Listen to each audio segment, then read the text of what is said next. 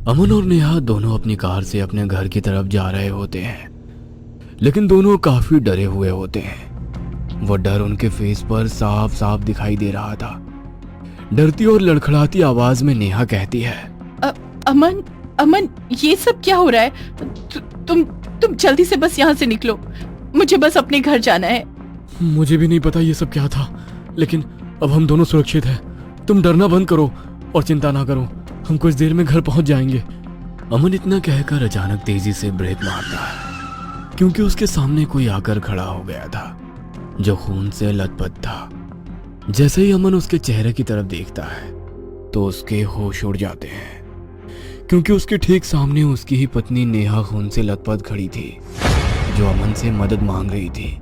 और वहीं एक साइड में उसके बगल वाली सीट पर भी नेहा ही बैठी थी, जो डरी और सहमी थी। तभी वो अमन से कहती है कि गाड़ी चलाओ, वरना हम मारे जाएंगे। अमन भी डरती हुई आवाज में बोलता है, हाँ हाँ। ये कहकर गाड़ी को 4th गियर में डालते हुए एक्सीलेटर देकर गाड़ी को 60 की स्पीड में भगाता है और सामने खड़ी नेहा को उड़ा देता है और आगे जाने लगता है। कुछ दूर आगे जाकर अमन एक राहत की सांस लेता है और कहता है, अगर तुम नहीं होती तो मैं फिर से छलावे के जाल में फंस जाता। अच्छा किया तुमने सही टाइम पर मुझे गाड़ी चलाने को कह दिया। लेकिन अब नेहा कुछ नहीं बोल रही थी। वह बिल्कुल शांत थी और सामने की तरफ देखे जा रही थी। इस पर अमन कहता है, क्या हुआ नेहा, कुछ तो बोलो। अब हम लोग छलावे से दूर आ गए हैं, अब हमारी जान को कोई खतरा नहीं है। इतना कहकर अपना हाथ नेहा के शोल्डर पर रखता ही है कि तभी नेहा अपनी गर्दन अमन की तरफ घुमाती है और उसकी आंखें काली हो चुकी थी। वो एक भारी और डरावनी आवाज में कहती है, तुम मुझसे बचकर कहीं नहीं जा सकते, तुम्हें भी मरना होगा। इतना कहते ही अमन जोरों से चीखता है और वो कार देखते देखते गायब हो जाती है। उसी रोड से नितिन और नताशा, जो पति पत्नी होते हैं, अपने दोस्त के फार्म हाउस जा रहे होते हैं। रास्ते में नताशा कहती है, यार तुम्हारे दोस्तों को और कोई जगह नहीं मिली रीयूनियन करने के लिए। इतनी रात का वक्त है और फार्म हाउस भी जंगल के बीचों बीच है, अगर कोई खतरा हुआ तो। अरे तुम चिंता मत करो, अभिषेक का फार्म हाउस काफी सेफ है। अभिषेक अक्सर वहां जाया करता है और वैसे भी कॉलेज के सभी दोस्त आ रहे हैं, तो क्या फर्क पड़ता है, लोकेशन कुछ भी हो, साथ में रहेंगे तो सबको मजा ही आएगा। ऐसा कहकर नितिन गाड़ी को थोड़ा सा तेज करता है और कुछ ही देर में वो लोग अभिषेक के फार्म हाउस पर पहुंच जाते हैं। देखने में फार्म हाउस काफी वीरान और डरावना सा लग रहा था, जिसे देखकर नताशा भी थोड़ी सहम जाती है और कहती है, कितनी अजीब सी जगह है, यहाँ तो आसपास कोई दिखाई नहीं दे रहा। इस पर नितिन कहता है, अरे सब अंदर होंगे ना, चलो अंदर चलकर देखते हैं। नितिन गेट खोलकर अंदर जाने लगता है। तभी वो देखता है कि उसका दोस्त अभिषेक खून से लथपथ आकर उसके सामने गिरता है। ये देख नितिन और नताशा दोनों बहुत डर जाते हैं और अभिषेक से पूछने लगते हैं, ये सब कैसे हुआ, किसने किया? इतने में अभिषेक अपना दम तोड़ देता है। यह देख दोनों वहां से भागने के लिए जैसे ही पीछे मुड़े, तभी वहां का गेट अपने आप बंद हो जाता है। दोनों कुछ कर पाते इससे पहले ही वहां की लाइट भी अपने आप बंद हो जाती है। तभी बहुत सारे लोगों की आवाजें आने लगती है, तुम दोनों आज मारे जाओगे।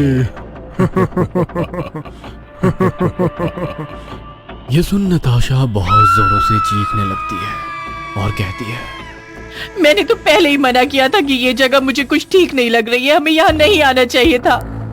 इतने में ही लाइट ऑन हो जाती है और नताशा के चारों तरफ नितिन के दोस्तों की हंसने की आवाजें आने लगती है। इतने में अभिषेक भी खड़ा हो जाता है और कहता है, अरे भाई ये तो प्रैंक था, तुम तो बहुत ही डर गए। हम लोग तो खाली बैठे थे तो बोर हो रहे थे, तो सोचा तुम्हारे साथ कुछ प्रैंक प्लान कर ले। इतने में ही अर्चना आती है और कहती है, इन दोनों की शक्ल तो देखो, ऐसा लग रहा है दोनों ने सामने से भूत देख लिया हो। इतना सुनकर नितिन कहता है, यार मजाक की हद होती है, ये अच्छा मजाक नहीं था, हम लोग सच में बहुत डर गए थे। इस पर मोहित कहता है, अच्छा ठीक है यार, माफ कर दे, चलो अब पार्टी करते हैं, हम लोग कब से तुम्हारा इंतजार कर रहे थे। ऐसा कहकर सभी दोस्त वहां पास में पड़े सोफे पर बैठते हैं, जहां पर पार्टी म्यूजिक चल रहा था। और खाने पीने का काफी सामान था। और सभी लोग वहां बैठकर अपनी कॉलेज की याद ताजा करने लगते हैं। और धीरे धीरे उनकी हंसी मजाक वाली बातें कब डरावनी बातों में बदल जाती है, किसी को कुछ पता ही नहीं चलता। उन्हीं बातों के बीच मोहित कहता है, तुम लोगों को पता है, छलावा एक ऐसा प्रेत आत्मा है जो किसी का भी रूप धारण कर सकता है, किसी की भी आवाज निकाल सकता है, और वो ऐसा करके अपने शिकार को अपने कब्जे में कर लेता है। और कब उसका शिकार हो जाता है किसी को पता नहीं होता। तुम्हें छलावा के बारे में इतना कैसे पता? कहीं तुम भी तो छलावा नहीं हो? नताशा की बात सुनकर चारों तरफ सन्नाटा हो जाता है। इतने में मोहित हंसने लगता है और कहता है, अरे नहीं, मुझे छलावे के बारे में इसलिए पता है क्योंकि मैंने कई किताब और फिल्मों में देखी है छलावे के बारे में। सभी लोग बहुत सारी बातें करते हैं और खाना पीना खाकर सोने के लिए अपने अपने कमरे में जाने लगते हैं। मोहित सबको बताता है कि सभी के कमरे नीचे वाले फ्लोर पर ही है और एक दूसरे के आमने सामने है। सभी लोग अपने अपने कमरों में चले जाते हैं। अब रात के करीब 3 बज चुके थे। सभी बहुत थक गए थे और नींद आ रही थी, इसलिए अपने रूम में जाते ही सभी लोग सो गए। रात के करीब 4 बजे अर्चना को खिड़की पर किसी के हाथ मारने की आवाज सुनाई देती है। अर्चना अपने बिस्तर से उठकर खिड़की की तरफ जाती है, जहां खिड़की के बाहर तेज हवाएं चल रही थी। और जैसे ही अर्चना आसपास देखती है, उसे कोई भी दिखाई नहीं देता और अर्चना मुड़कर वापस अपने बिस्तर की तरफ जाने लगती है। इतने में ही कोई उसका हाथ पकड़कर वापस से खिड़की की तरफ खींच लेता है और अचानक ही खिड़की खुल जाती है, जिसमें से अर्चना बाहर की तरफ गिरने वाली होती है कि तभी वो जोरों से चीखने लगती है। उसकी आवाज सुनकर उसका दोस्त मोहित उसके कमरे के अंदर आते ही अर्चना को वापस कमरे के अंदर खींचता है और पूछता है, तुम क्या कर रही हो इतनी रात में? मुझे बाहर किसी ने खींचा था। बाहर तो कोई भी नहीं है, चलो तुम थोड़ा फ्रेश होकर आराम से सो जाओ। अर्चना बाथरूम के अंदर जाती है और वहां वो मोहित की लाश पड़ी हुई देखती है, जो खून से लथपथ जमीन पर पड़ा हुआ है। यह देख अर्चना फिर एक बार जोरों से चीखती है और कमरे के बाहर आ जाती है। उसकी चीख सुनकर उसके बाकी के दोस्त भी उसकी तरफ आते हैं और कहते हैं, क्या हुआ? तुम ऐसे क्यों चीख रही हो? वो मोहित को किसी ने मार दिया, लेकिन वो तो मेरे पास था, कैसे मर सकता है? अब उसकी ऐसी अजीब सी बातें सुनकर किसी को कुछ समझ में नहीं आता, लेकिन फिर भी मोहित के मरने की बात सुनकर सभी एक साथ अर्चना के कमरे में जाते हैं, जहां पर कोई भी नहीं था और वॉशरूम में भी कोई लाश नहीं थी। यह देखकर अर्चना भी हैरान हो जाती है कि थोड़ी देर पहले अभी उसने मोहित को बेडरूम में और उसके बाद खून से लथपथ वॉशरूम में देखा था, तो आखिर वो कहाँ गया और यहाँ क्या हुआ अर्चना समझ पाती इससे पहले ही वहां की लाइट बंद हो जाती है। अब अर्चना अपने दोस्तों को कहती है, मेरा हाथ पकड़ लो, मुझे डर लग रहा है। लेकिन उसके बात पर कोई जवाब नहीं देता और तभी लाइट ऑन हो जाती है। वो देखती है कि उसके दोस्त अब उसके पास नहीं है। इस पर अर्चना रोते हुए कहती है, अगर तुम लोग मेरे साथ मजाक कर रहे हो तो ऐसा मजाक मुझे पसंद नहीं है और मैं यहाँ से जा रही हूँ। तुम लोगों को यहाँ रहना है तो रहो, मैं नहीं रहूंगी। ऐसा कहकर अर्चना बाहर गाड़ी की तरफ जाने लगती है और जैसे वो गेट के पास पहुंचती है, उसको अपने पीछे से उसके दोस्तों की आवाज आने लगती है। जैसे वो पलटकर देखती है, उसके सभी दोस्त वहीं सोफे पर बैठकर बातें कर रहे थे और हंस रहे थे, जैसे कुछ हुआ ही ना हो। अर्चना गुस्से में उनकी तरफ जाने लगती है, लेकिन वो देखती है कि उसके सभी दोस्तों के सर से खून बहने लगता है और सभी दोस्त उसको अजीब तरीके से देखने लगते हैं। यह देख अर्चना डर जाती है और वापस गेट की तरफ भागती है और बाहर खड़ी कार में बैठ जाती है और एक राहत की सांस लेती है कि तभी गाड़ी की तरफ भागते हुए अभिषेक भी आ जाता है, जिसकी हालत काफी खराब थी। अभिषेक गाड़ी के शीशे पर हाथ मारने लगता है और अर्चना से कहता है, अर्चना, गाड़ी का डोर खोलो, वो मुझे मार देगा। मेरी बात सुनो, मैं तुम्हारा दोस्त हूँ, खोलो। अभिषेक को अपने सामने देखकर अर्चना फटाफट गाड़ी का डोर खोल देती है और अभिषेक गाड़ी में बैठकर एक लंबी सांस लेता है और कहता है, हमारे सारे दोस्त मारे गए। तुम क्या कहना चाह रहे हो? छलावा हम सबके पीछे पड़ गया था और छलावे ने मेरे सारे दोस्तों की जान ले ली है। उसने हमारे सामने ऐसी ऐसी चीज करी जिससे हमें समझ ही नहीं आया कि क्या चीज असली और क्या नकली है। और एक एक करके मेरे सारे दोस्त मेरे आंखों के सामने मारे गए। मैं बहुत मुश्किल से बचा हूँ और हमें ये भी नहीं पता था कि तुम कहाँ हो। हमने बहुत कोशिश करी थी, तुम्हें बहुत आवाज दी, लेकिन तुम हमें कहीं भी दिखाई नहीं दी थी। तुम आखिर थी कहाँ? मैं अपने कमरे में ही थी और मैंने ही तुम लोगों को सबसे पहले बताया था कि मोहित मर गया। नहीं, तुम तो हमें मिली नहीं। दोनों को ही कुछ भी समझ में नहीं आ रहा था कि उनके साथ अभी क्या हुआ। तभी अर्चना गाड़ी को तेज भगाकर वहां से जाने लगती है कि रास्ते में देखते हैं कि हाईवे पर एक कार का एक्सीडेंट हुआ है। यह देखकर दोनों गाड़ी से बाहर आकर देखते हैं। जैसे ही दोनों कार के पास जाते हैं, दोनों के होश उड़ जाते हैं। वो दोनों पसीना पसीना हो जाते हैं और बिना एक सेकंड वहां रुके दोनों भागते हुए वापस कार में आकर बैठ जाते हैं और अपनी कार को तेज स्पीड में लेकर भाग जाते हैं। कुछ दूर आकर अर्चना कहती है, ऐसा कैसे हो सकता है? ये दोनों कैसे मर सकते हैं? असल में एक्सीडेंट वाली कार में दोनों ने नितिन और नताशा की लाश देखी, जो कि देखने से ही समझ आ रहा था कि दोनों फार्म हाउस की तरफ ही आ रहे हैं। लेकिन रास्ते में ही दोनों का एक्सीडेंट हो गया। अब इस बात को सोचते हुए अर्चना अभिषेक से कहती है, अगर ये दोनों फार्म हाउस आने से पहले ही मारे गए तो फार्म हाउस पर कौन आया था? आखिर वो दोनों कौन थे? क्या था वो सब जिसने मेरे सारे दोस्तों को मार दिया? अर्चना रोते हुए कहती है। इतने में उसके साइड में बैठा अभिषेक भारी आवाज में कहता है, वो मैं था, छलावा, और छलावा से कोई नहीं बच सकता। तुम भी मेरे जाल में फंस गई हो, अब तुम्हें भी मरना होगा।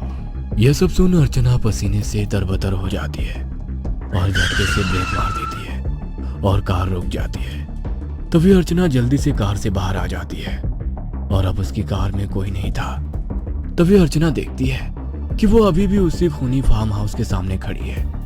यह देख अर्चना जोरों से चीखती है, नहीं! मेघा बहुत दिनों के बाद अपनी सहेली से मिलने के लिए गांव जा रही थी। उसकी ट्रेन बहुत रात को गांव के स्टेशन पर पहुंची। वो ट्रेन से उतरी और आसपास रिक्शा या टैक्सी ढूंढने लगी। स्टेशन बिल्कुल सुनसान था। मेघा को दूर दूर तक कोई भी इंसान नजर नहीं आ रहा था। वो थोड़ी बेचैन हो गई।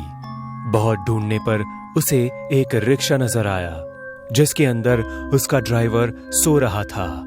मेघा उस रिक्शा वाले के पास गई। सुनिए भाई साहब। क्या है? जी मुझे गांव जाना है। ड्राइवर ने आंख खोलकर मेघा की तरफ देखा और एकदम से डरकर चिल्लाने लगा, चुड़ैल! चुड़ैल! चुड़ैल! चुड़ैल! मुझे जाने दो, मैंने कुछ नहीं किया। चिल्लाते चिल्लाते मेघा से दूर जाने लगा। ये आप क्या कह रहे हो? आप डरिए मत, मैं कोई चुड़ैल नहीं हूँ। रुकिए। ड्राइवर शांत होके धीरे धीरे मेघा के पास आने लगा। आप चुड़ैल नहीं है तो कौन है आप? मैं शहर से आई हूँ। इस गांव में मेरी सहेली रहती है। क्या आप मुझे गांव तक छोड़ सकते हैं? अगर मैंने आपको गांव तक छोड़ा तो वो चुड़ैल मुझे नहीं छोड़ेगी। चुड़ैल? कौन सी चुड़ैल? लाल साड़ी वाली चुड़ैल। आप फिक्र मत कीजिए, मैं आपके साथ हूँ। चलिए आप साथ है तभी तो डर लग रहा है। आपने लाल रंग पहना है जो चुड़ैल को बिल्कुल पसंद नहीं। गांव में अगर कोई भी लाल रंग के कपड़े पहनता है तो चुड़ैल उसके शरीर को 2 टुकड़ों में फाड़ कर जमीन में गाड़ देती है। ये सब सुन के मेघा थोड़ी डर गई, पर फिर अपने आप को संभालते हुए कहा, देखिए बात को समझिए। इतनी रात को मैं चल के नहीं जा सकती और यहाँ दूसरी रिक्शा भी नहीं है। चाहे तो ज्यादा पैसे ले लीजिए, पर प्लीज यहाँ से चलिए। अब ठीक है, पर मैं आपको गांव के बाहर एक मंदिर है वहीं छोड़ूंगा, आगे आपको खुद जाना होगा। ठीक है, चलिए। मेघा नाखुशी से मान गई और दोनों गांव की तरफ निकल पड़े। कुछ ही देर में वो मंदिर के पास पहुंचे। मेघा ने ड्राइवर को पैसे दिए और ड्राइवर मंदिर में हाथ जोड़कर वहां से निकल गया। मेघा अकेली रह गई। उसे गांव नजर आ रहा था, पर चुड़ैल की कहानी सुनकर वो थोड़ी सी डरी हुई थी, पर हिम्मत करके वो गांव की तरफ बढ़ने लगी। मेघा सड़क पर चल रही थी, उतने में उसे पीछे किसी की आहट सुनाई दी। उसने घबराकर पीछे देखा तो वहां कोई नहीं था। उसका ध्यान जमीन की ओर गया और डर के मारे उसके पसीने छूटने लगे। जमीन पर खून से रंगे हुए पैरों के निशान थे जो उसके पीछे पीछे चल रहे थे। मेघा ने अपने पैर उठा के देखे तो वो बिल्कुल साफ थे। मेघा ने डरकर उल्टे पांव चलना शुरू कर दिया, पर वो पैरों के निशान उसका पीछा करते रहे। मेघा रुक गई। वो निशान चलते चलते उसके बगल में आके रुके। मेघा वहां से जाने के लिए मुड़ी और जैसे ही वो मुड़ी, उसके कंधे पर एक खून से लथपथ हाथ पड़ा। मेघा इतनी डर गई कि वो चिल्लाते हुए गांव की तरफ भागने लगी। मेघा चिल्लाते हुए गांव में पहुंची। मुझे बचाओ, वो चुड़ैल मुझे मार डालेगी, मुझे बचाओ। बहुत से लोग अपने घर से बाहर आ गए। मेघा की सहेली भी बाहर आ गई। मेघा ने उसकी सहेली को उसके घर के बाहर आते हुए देखा और पूरी ताकत से वो घर के अंदर भागी। उसकी सहेली भी उसके पीछे भागती हुई अंदर गई। तू लाल रंग पहन के क्यों आई है गांव में? गलती मेरी ही है, तुझे बुलाना ही नहीं चाहिए था। एक काम कर, तू भाग जा गांव से, वरना ये चुड़ैल तुझे नहीं छोड़ेगी। मेरे पति की तरह तुझे भी मार डालेगी। वो दोनों घर में बात कर रहे थे, तभी चुड़ैल का खून से लथपथ एक हाथ दरवाजा तोड़कर अंदर आया और मेघा को घसीटकर बाहर ले जाने लगा। चुड़ैल के हाथ ने मेघा को घसीटकर घर के बाहर फेंक दिया। उसे कुछ समझ नहीं आ रहा था कि हो क्या रहा है। गांव वाले मेघा को देखने के लिए उसके पास जाने लगे। मेघा के ऊपर लाल रोशनी में लाल साड़ी वाली चुड़ैल देखने लगी। गांव वाले रुक गए और अपने घरों की तरफ भागने लगे। चुड़ैल का रूप बहुत भयानक था। पूरी साड़ी खून में लथपथ होने के कारण वो खून की बूंदें मेघा के शरीर पर गिर रही थी। मेघा का चेहरा खून से लाल हो गया था। मैंने तुमसे कितनी बार कहा है कि इस गांव में कोई भी लाल रंग के कपड़े पहनकर नहीं आना चाहिए, पर तुम लोग मेरी बात नहीं मानते। अब ये लड़की जान से जाएगी।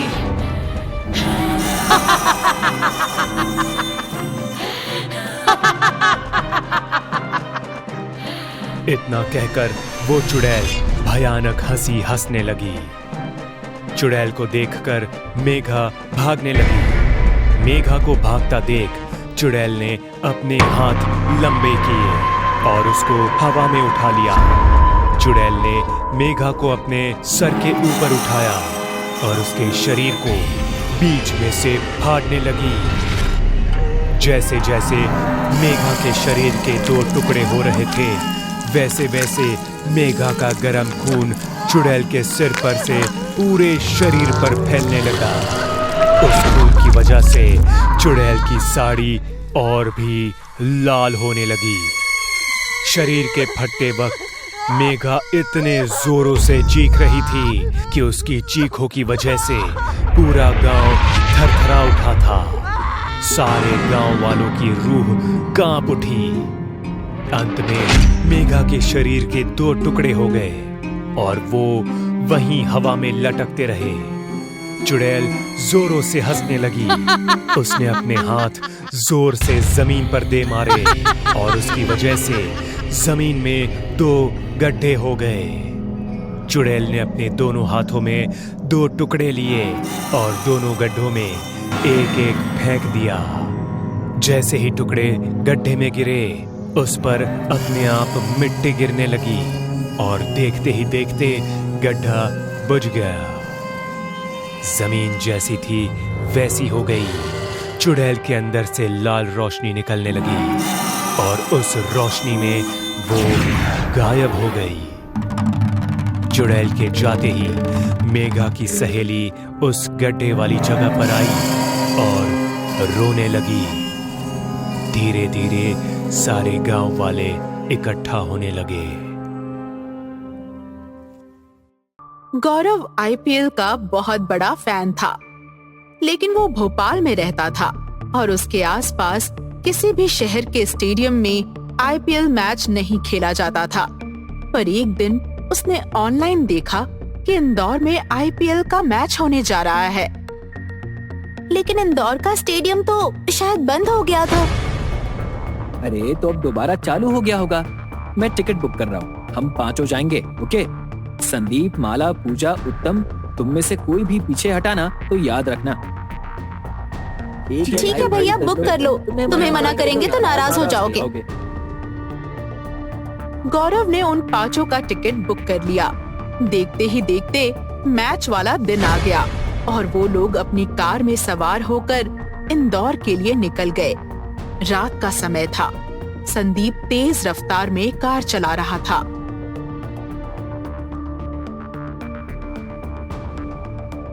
सड़क पर हल्की हल्की स्ट्रीट लाइट जल रही थी, लेकिन चारों तरफ सन्नाटा था।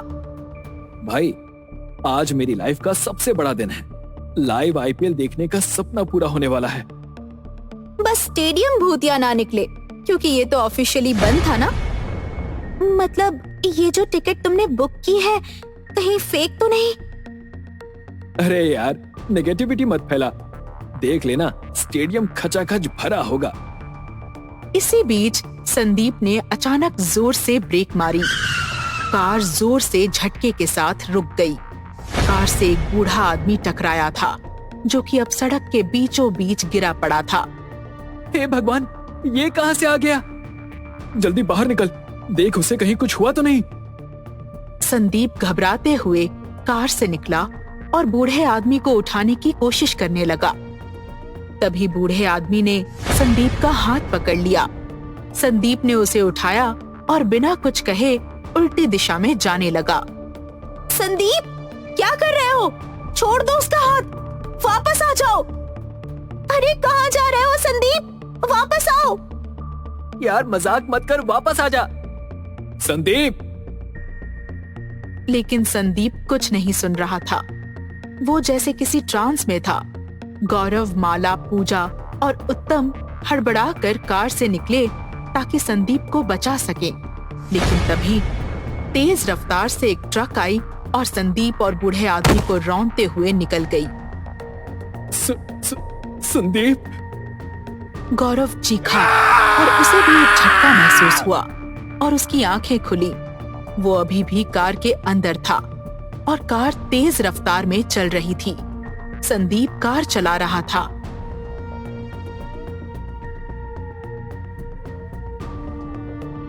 ये क्या था? क्या मैंने सपना देखा? गौरव ने सांसें भरते हुए चारों तरफ देखा। सब कुछ नॉर्मल था।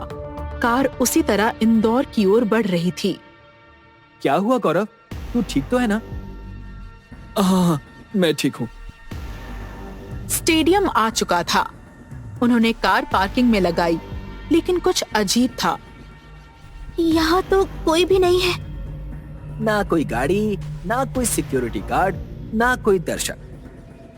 ये सन्नाटा बड़ा अजीब है, जैसे कोई मातम हो। तभी अंदर से लोगों के चीयर करने की आवाज आई। वो सभी अंदर बढ़े।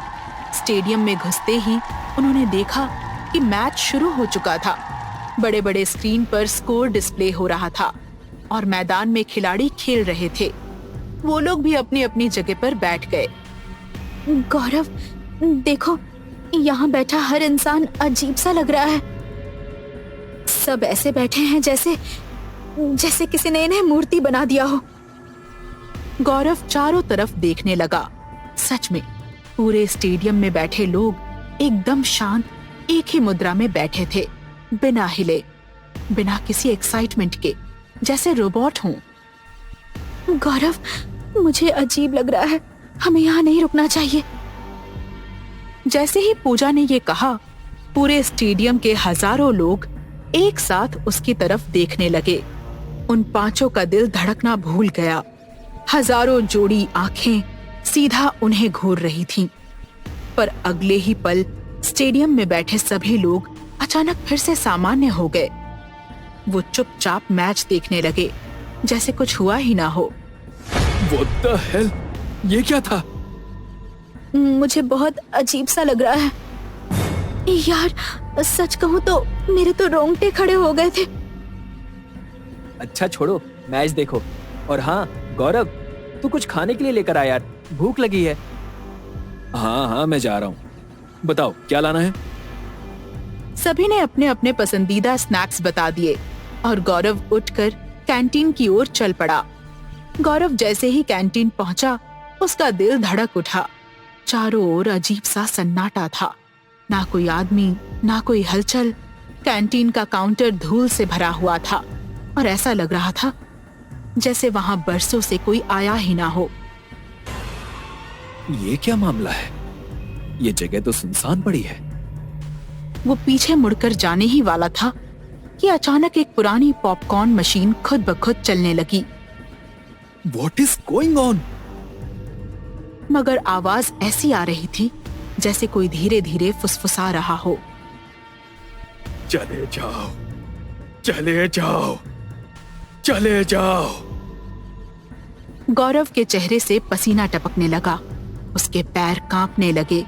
वो घबराकर पीछे हटने लगा, लेकिन अजीब तरह से उसके पैर उसे अपने दोस्तों की तरफ नहीं, बल्कि स्टेडियम के ड्रेसिंग रूम की तरफ ले जा रहे थे।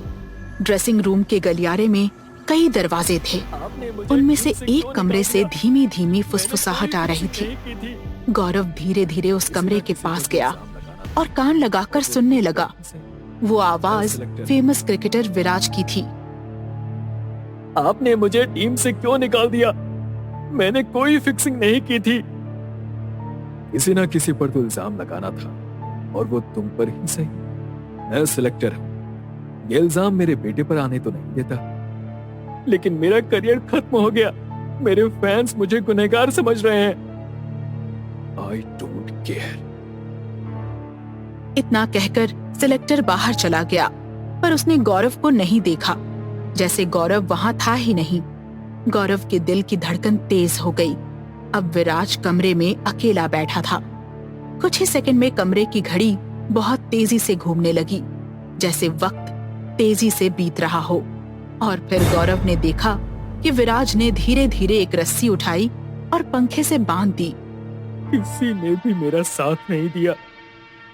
और ये कहते ही उसने फांसी लगा ली। गौरव के मुंह से चीख निकलने ही वाली थी कि अचानक उसे महसूस हुआ कि सब कुछ गायब हो गया है। गौरव हड़बड़ा कर भागा और अपने दोस्तों के पास पहुंचा। वो बुरी तरह कांप रहा था। यार, मुझे यहाँ से चलना है। मैंने कुछ बहुत डरावना देखा। क्या हुआ? गौरव ने उन्हें पूरी कहानी सुनाई। लेकिन विराज तो यही खेल रहा था, अभी अभी उसने छक्का मारा है। सभी की नजरें विराज पर पड़ी और तभी पूरे स्टेडियम में बैठे लोग एकदम स्टैच्यू हो गए। पिच पर खेल रहे क्रिकेटर भी मूर्तियों की तरह जम गए। बस सिर्फ एक इंसान हिल रहा था, विराज। उसकी आंखें सुर्ख हो गई थीं और वो धीरे धीरे गौरव और उसके दोस्तों की ओर देखने लगा। मतलब ये इंसान नहीं है, भागो! गौरव, माला, पूजा, संदीप और उत्तम पागलों की तरह स्टेडियम से बाहर भागने लगे। लेकिन तभी भयानक आवाज के साथ विराज उनके ठीक सामने प्रकट हो गया। उसकी आंखें जल रही थी, चेहरा गुस्से से तमतमा रहा था और ऐसा लग रहा था जैसे वो अभी उन्हें चीर फाड़ डालेगा। विराज भाई, हम तो आपके बहुत बड़े फैन थे। प्लीज हमारे साथ कुछ मत कीजिएगा। झूठ, तुम में से कोई मेरा फैन नहीं था, किसी ने मेरे लिए आवाज नहीं उठाई। तुम सब जालिम हो। मैंने अपने दर्द में अकेले दम तोड़ दिया, अब तुम भी मरोगे। पांचों दोस्त घुटनों पर बैठ गए, हाथ जोड़कर गिड़गिड़ाने लगे। प्लीज प्लीज हमें छोड़ दो, हमने तुम्हारा कुछ नहीं बिगाड़ा। ठीक है, एक आखिरी मौका देता हूँ।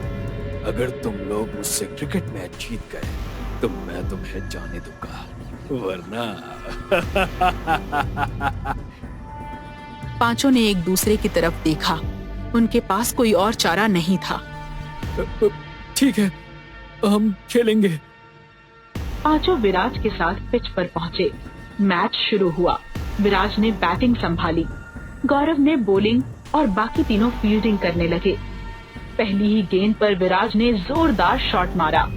गेंद सीधा माला के मुंह पर लगी। वो दर्द से चीखते हुए जमीन पर गिर गई। माला! अगली गेंद सीधा उत्तम की छाती से टकराई। तीसरी गेंद संदीप से टकराई और वो हवा में उल्टा उछलकर जमीन पर गिरा। फिर पूजा के साथ भी यही हुआ और अब सिर्फ गौरव और विराज बचे थे। गौरव ने अचानक गेंद जमीन पर फेंकी और पागलों की तरह स्टेडियम से बाहर भागा। तू भागकर बच नहीं सकता। पीछे से गेंदें आसमान में उड़ने लगी और तेज रफ्तार से गौरव के सिर पर आकर गिरने लगी।